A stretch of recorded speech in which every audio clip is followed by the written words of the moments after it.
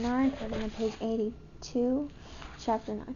Good children must fear God all day. Parents obey, no false things say, but no sins stray. 6 voices chanted the words in unison. 2 small heads bent earnestly over each of the 3 dog-eared primers, which were all that Dame School could boast. That's fine, praised Kit. Now go on. Love Christ always, in secret play. Mind that'll play, make no delay in doing good. At the opposite end of the kitchen, Mercy having generously allotted to Kit the primer readers, was laboriously with the beginning. They sat hunched on the bench, each holding in hand a horn book, a small, stout-handled wooden slab on which was fastened a tiny sheet of paper protected by a thin strip of transparent horn held in place by a narrow leather strip and tiny brass nails. At the top of the single paper page was printed the alphabet, and at the bottom of the Lord's Prayer. The children wore their horns strung on cords around their necks. Now they squinted at the blurred letters and painfully repeated out loud.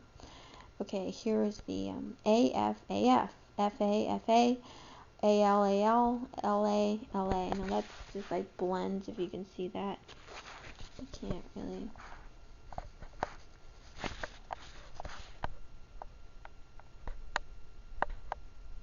Anyway. What patience Mercy had. If only patience were contagious like mumps. Kit sighed and turned back to the primer. Of all the dreary, monotonous sermons, Grandfather would never have allowed her to learn from such a book. She wished she could remember how her grandfather had taught her the syllables and words. She suspected that he had made up his own lessons, and now, as her small pupils spelled out the gloomy text, she could not resist following his example. She seized a quill pen and printed 2 lines on a scrap of curly birch paper, which the children collected to use in the place of costly paper.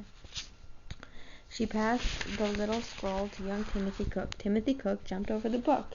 He read with astonishment. The other children giggled. "Write about me," begged a dark-haired, little-eyed little girl. Kit thought a moment and then printed out, "Charity Hughes has no red shoes." The 6 children followed every motion of her quill with breathless eagerness. Kit had no idea that her methods were novel and surprising.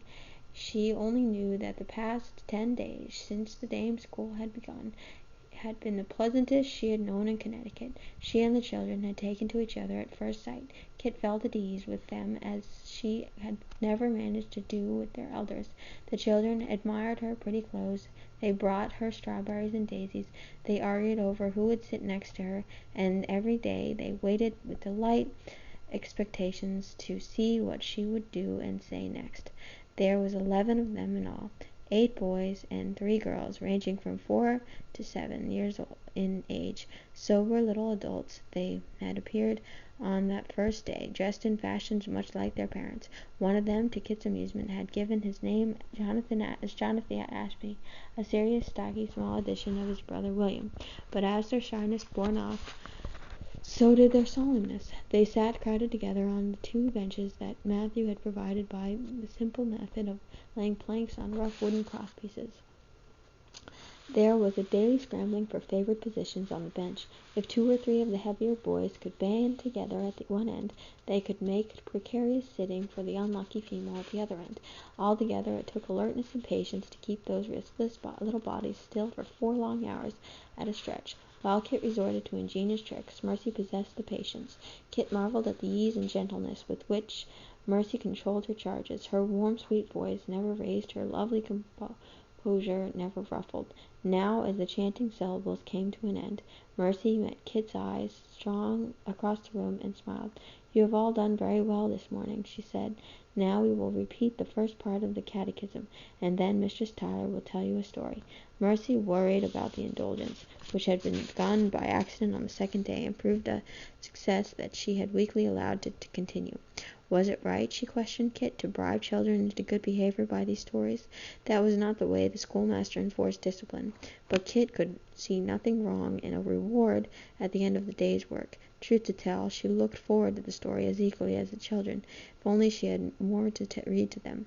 Last week she had told them the story of Pilgrim's Progress, drawing on every detail she could remember.